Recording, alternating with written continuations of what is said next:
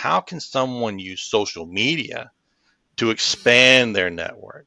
I just want to kind of set this up a little bit, that social media is an easy way to be active without being productive.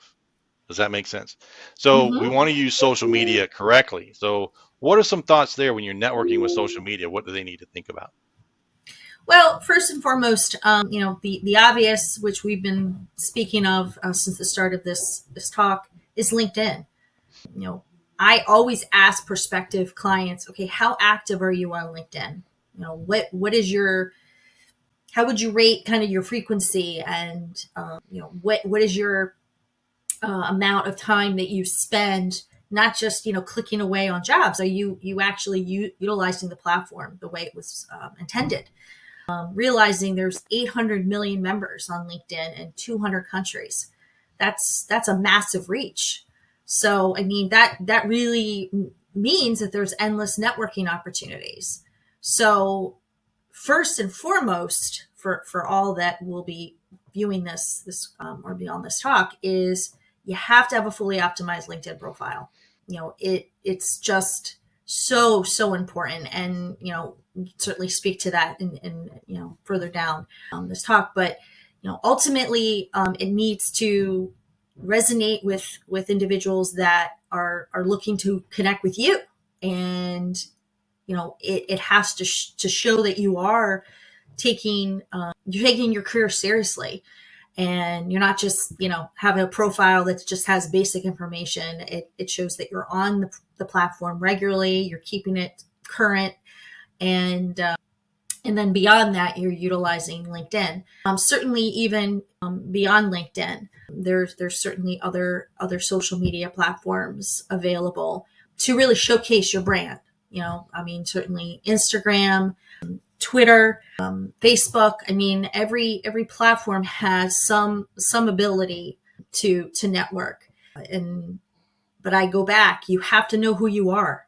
You have to know how to speak to who you are, what your marketability is, and what you're looking for. When talking to individuals, when you are in a situation where you are in transition or need to be seeking other job opportunities. You mentioned know what you want. Again, target, build your brand based on that goal you're trying to achieve. And when you mention that, beyond LinkedIn, it's a platform where everyone must be there. And it's one of the things people will get when they meet with you in the free consultation, is that LinkedIn review, to learn how that should help them.